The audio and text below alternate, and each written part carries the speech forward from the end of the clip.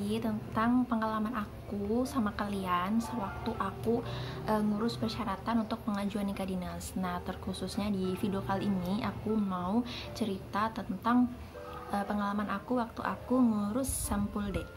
Kira-kira pengalamannya kayak gimana sih kak selama ngurus sampul D? Sebelum kita lanjut ke videonya, jangan lupa kalian klik tombol subscribe, like, dan juga komennya sebagai bentuk dukungan supaya aku semakin semangat lagi untuk bikin next video. Oke, kita langsung aja ke ceritanya. Jadi aku ngurus berkas persyaratan untuk pengajuan nikah dinas itu di bulan Mei tahun 2019. Kurang lebih sih awal-awal bulan Mei gitu ya. Jadi waktu itu aku masih kontrak kerja di Papua. Nah, setelah calon suami aku yang sekarang jadi suami aku ngirim surat pengantar dari batalion ke tempat tinggal aku, dalam artian ini tuh untuk Koramil dan juga Kodim. Ini surat pengantar untuk mengurus sampul D. Nah, sembari itu aku minta izin juga nih sama atasan aku kan, aku mau ngambil cuti untuk pengajuan nikah dinas. Tapi aku bilang cutinya itu tanpa batas waktu yang ditentukan gitu, karena aku sendiri nggak tahu kira-kira pengajuan nikah aku tuh bakalan sebentar selesainya atau mungkin lama prosesnya gitu ya kan. Jadi aku nggak berani untuk mematok tanggal sekian aku udah balik kerja gitu ya kan, karena memang kenyataannya seperti itu ya kan.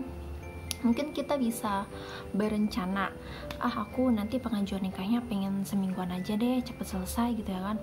Nyatanya setelah kita jalani di lapangan gak seperti itu, bahkan mungkin bisa semingguan lebih gitu ya kan, tergantung dari situasi dan kondisi yang kita alami saat itu. Misalnya mungkin komandannya lagi ada dinas luar gitu ya kan, jadi kita harus nunggu lagi, atau ada kendala lainnya gitu kan, kita nggak pernah tahu. Kita lanjut lagi ke ceritanya. Nah, setelah aku ngambil cuti gitu ya kan, aku langsung terbang tuh ke NTT, karena aku ngurus sampul D-nya itu di NTT sesuai dengan KTP domisili aku dan juga domisili orang tua aku.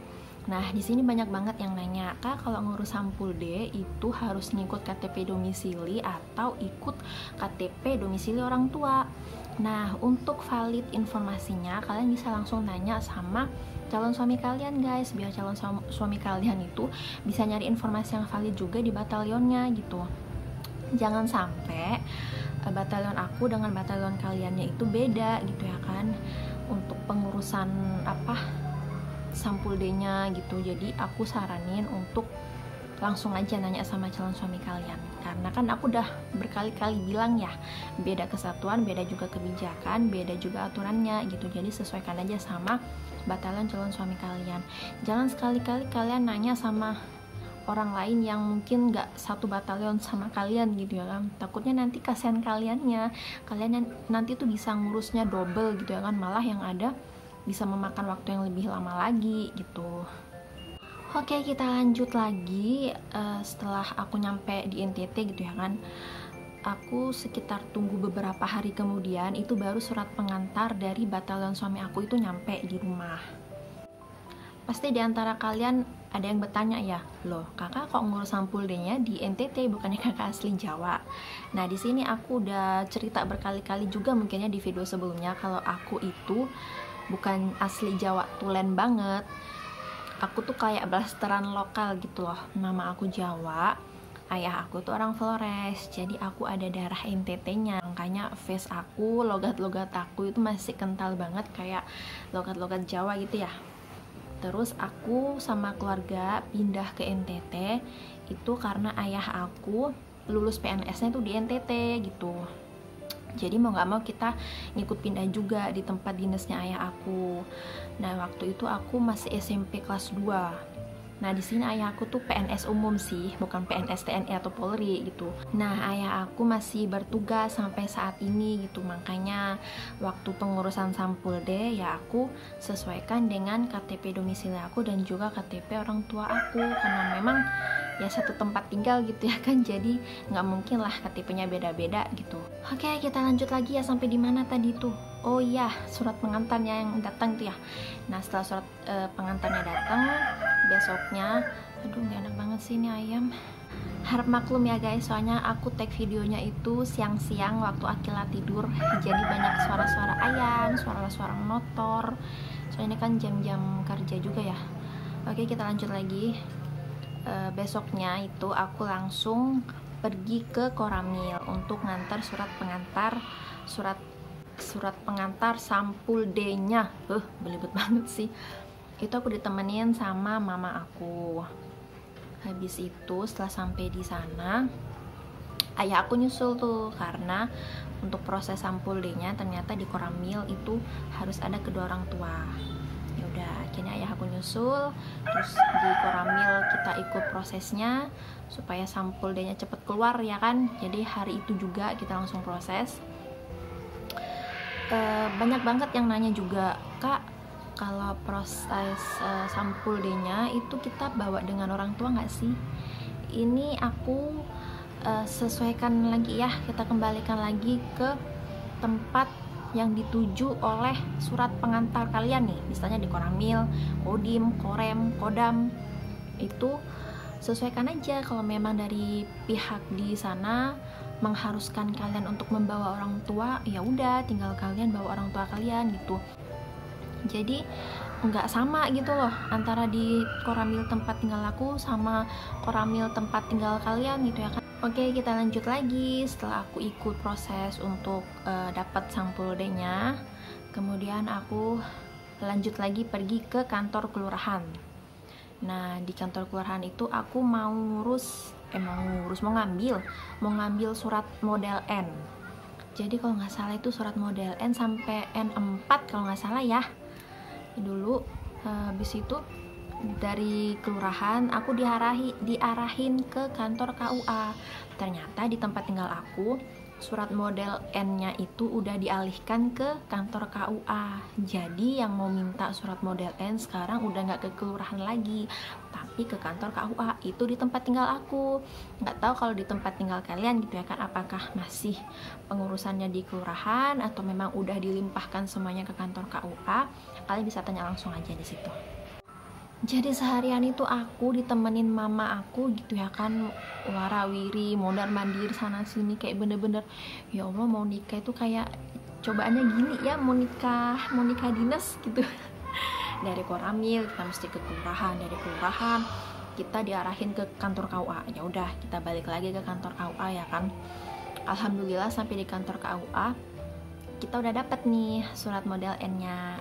Akhirnya aku pulang gitu ya kan, istirahat sama mama aku.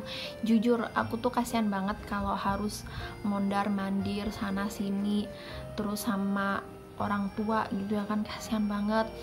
Aku tuh pengennya kalau memang aku bisa ngurus sendiri, biar aku deh ngurus sendiri gitu ya kan, gak usah ngelibatin orang tua.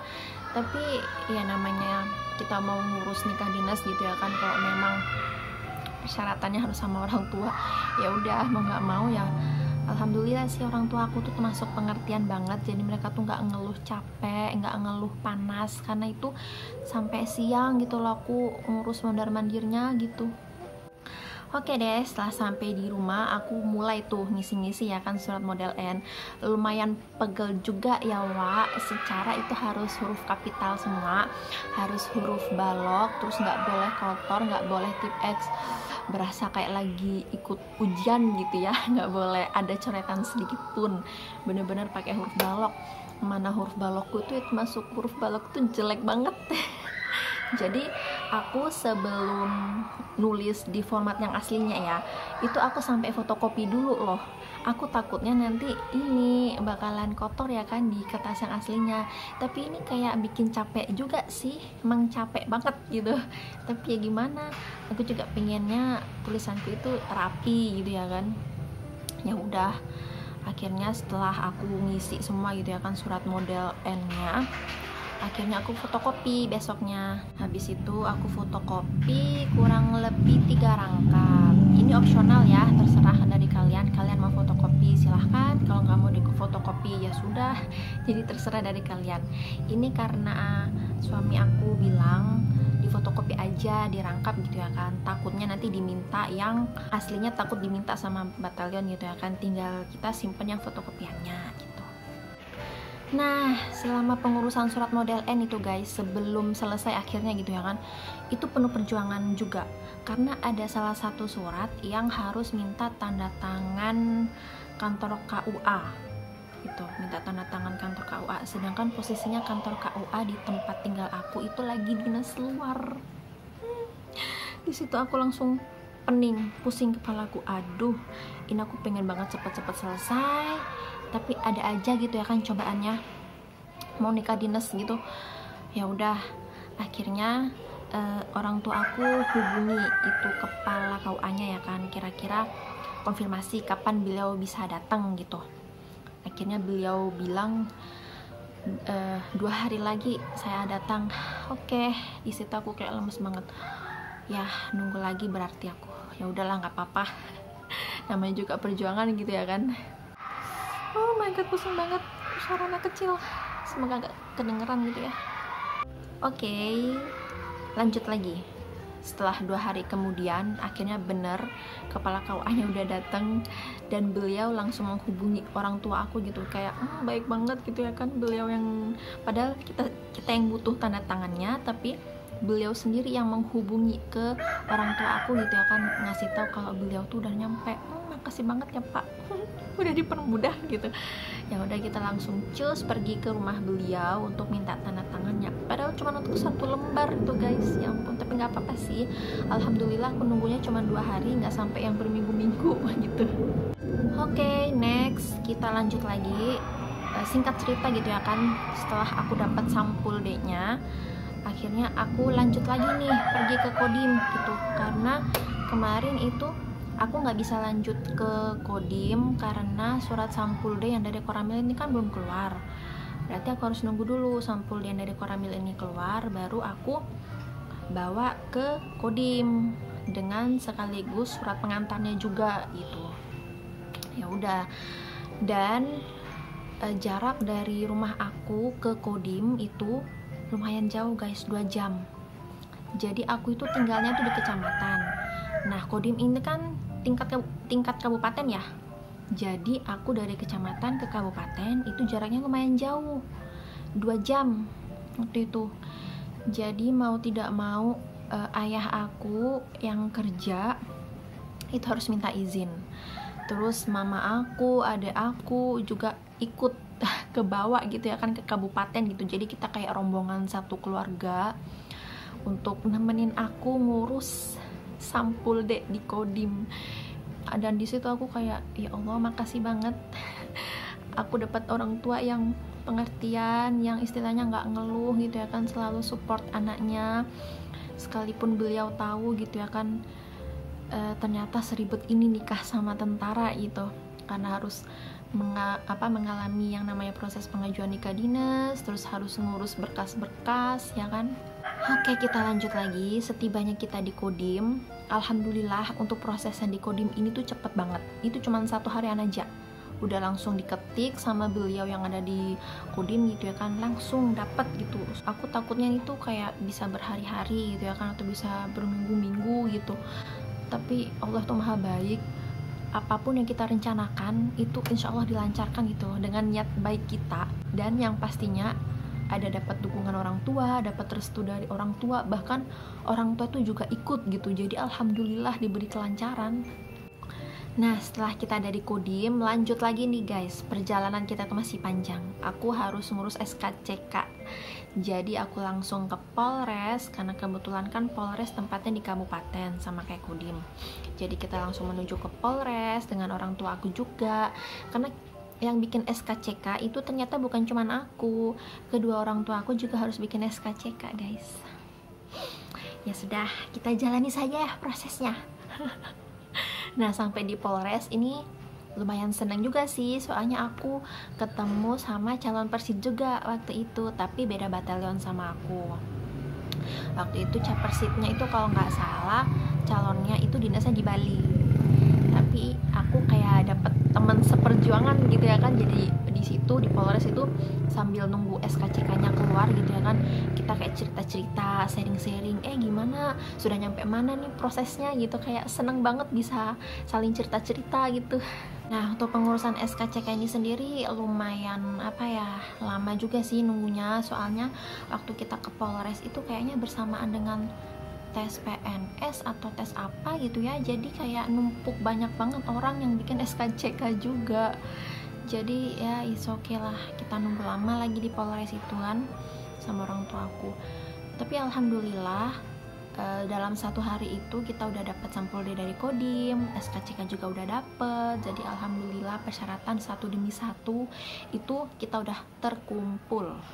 Udah deh, setelah aku ngurus sampul D di Koramil, kemudian aku ngurus surat model N di kantor KUA, kemudian aku ngurus sampul D juga di Kodim, sama ngurus SKCK juga di Polres. Alhamdulillah prosesnya semuanya sudah lengkap berkas-berkasnya.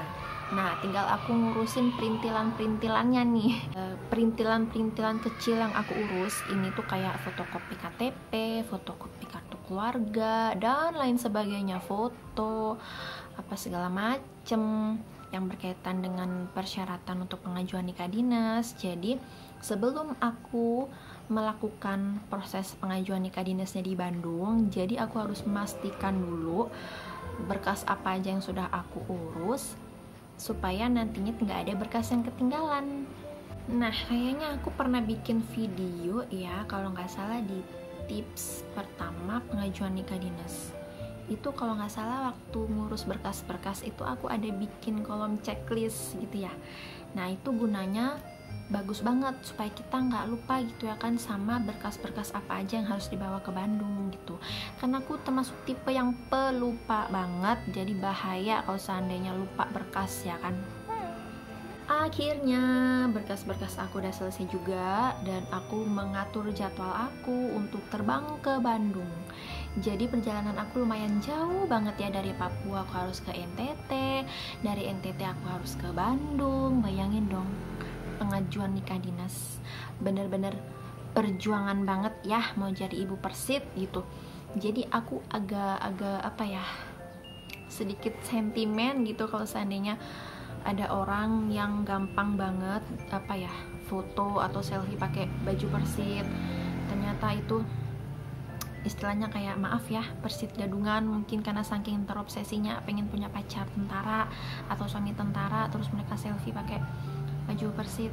Dia nggak tahu kita memperjuangkan supaya bisa pakai baju itu dengan nggak bisa berkata-kata lagi, ya nggak sih. Akhirnya setelah aku atur jadwal gitu ya kan, mau pergi ke Bandung, berpisah lagi sama orang tua aku. Jadi kurang lebih itu 2 mingguan ya aku ngurus semua berkas-berkas itu termasuk lama sih menurut aku, karena aku nanya sana sini itu paling cepat mereka tuh cuma beberapa hari, atau nggak paling lama semingguan lah udah selesai gitu ya kan berkasnya. Kayaknya cuma aku doang yang sampai 2 mingguan baru selesai gitu, tapi nggak apa-apa lah, aku nikmatin aja kan, bisa jadi kenang-kenangan gitu, jadi aku bisa cerita lagi kayak sekarang.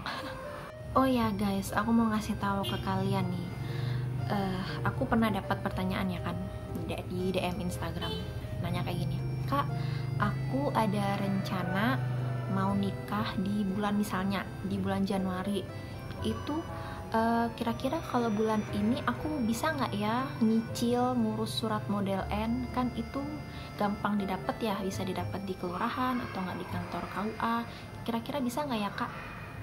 Nah, jawabanku adalah mending jangan dulu kalian urus surat model N kalau kepastian surat pengantar dari batalion calon suami kalian itu belum pasti, ya kan? Karena kita nggak tahu kedepannya seperti apa. Kita boleh berencana seperti yang aku bilang di awal. Kita boleh berencana ya kan, misalnya aku rencananya bulan depan kan mau pengajuan nikah dinas, tiba-tiba bulan depan calon suami kalian mungkin namanya turun ikut satgas, kan kita nggak pernah tahu ya, atau mungkin ada urusan lain mendadak gitu.